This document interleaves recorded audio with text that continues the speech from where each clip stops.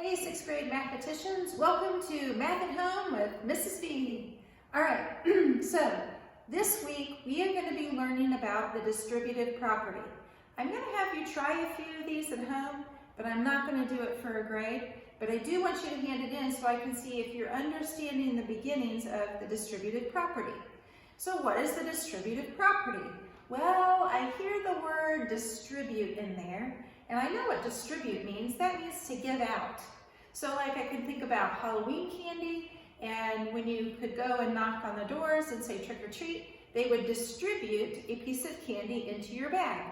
And then you would go to the next house and knock again and say trick or treat, and they would distribute another piece of candy into your bag. So distributive property means you're distributing a number to the other numbers. So it just depends on whether we're multiplying into using the multiplication, or if we have addition or subtraction inside the parentheses on how that's going to work. So what we're working on is the distributive property. And remember, I said I want you to try some problems, and they are not for a grade, but I do want you to hand those in with the whole entire math packet for this week. All right, so what does it mean to distribute? Well, I'm going to take this number and I'm going to distribute it here. And I'm going to take this number and I'm going to distribute it here.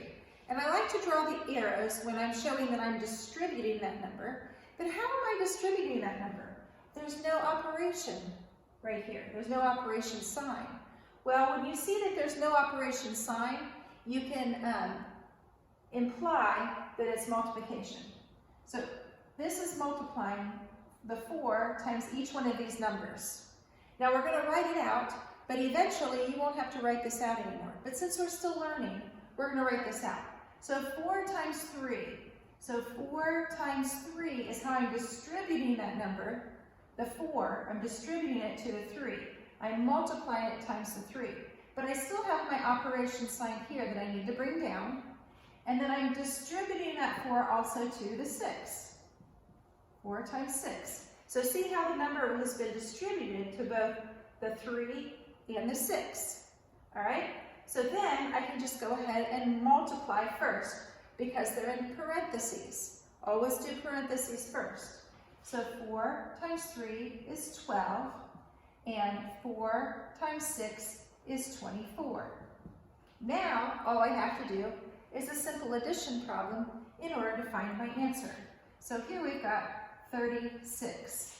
So when I use the distributive property here and distribute the 4 to the 3, and it was implied that it's multiplication, I distributed the 4 to the 6 to get 4 times 6, figured the answers to the multiplication problems, and then added those up to get my answer. Okay? All right, so let's go on to the next one.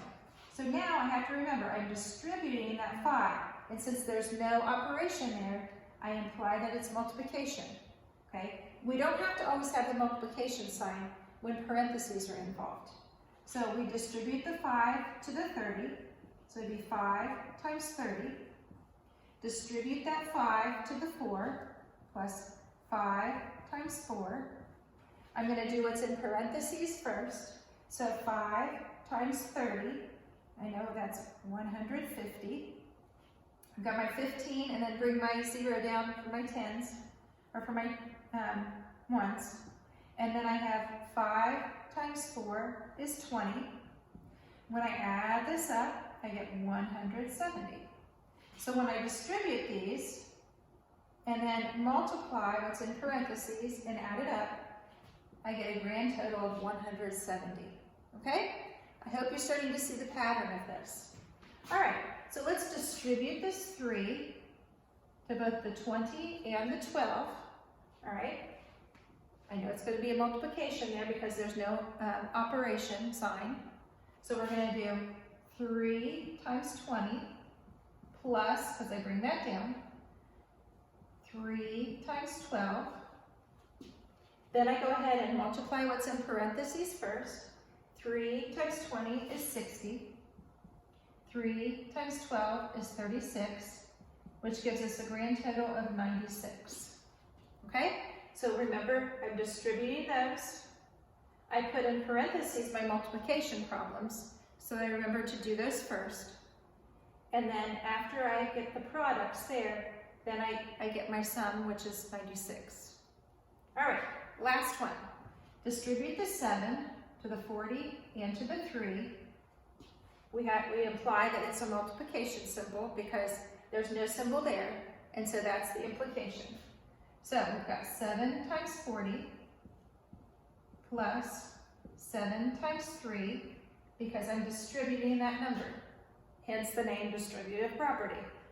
So we've got 7 times 40, which is 280, plus 7 times 3, which is 21.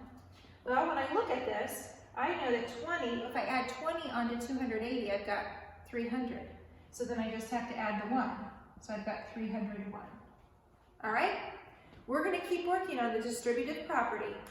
This is an introduction, so we will continue working on the distributive property. And I do want you to try the 4 problems that I have for you underneath my video. And I want you to hand those in. Remember, it's not for a grade, unless everybody gets an A+, and then I'll give you all A+. How about that? All right, so I want you to keep watching, keep thinking, always stay curious, and I'll catch you next time.